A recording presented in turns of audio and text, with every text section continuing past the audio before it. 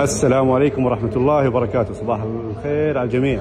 اليوم السبت نوفمبر 1، المزاد الأخير، آخر يوم لهذا الأسبوع. السيارات اللي نزلت المزاد أمس 2013 الدوج SRT الممشى 8000 ميل يا أخوان، وصل 31,000 دولار ولم يتم البيع. وشوفوا صراحة أخذ حقه في السعر، بس لأن الممشى هو اللي خلاه يوصل السعر هذا، والمالك ما باع لأنه ماشي شوية زيادة. أنتم عارفين السعر حقه، لكن الممشى هنا هذا يفرق. هنا شوفوا SRT 8 داخلية لون أحمر، السيارات اللي ما زالت موجودة. هنا مجموعة السيارات اللي ما زالت موجودة للبيع.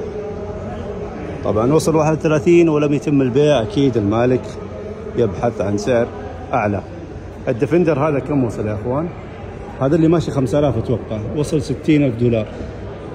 2023 صورنا أول يوم. نعم 5000. ديفندر 90 كامل الممشى، عفوا 5000 بس 3.6 6 سلندر داخلية السيارة.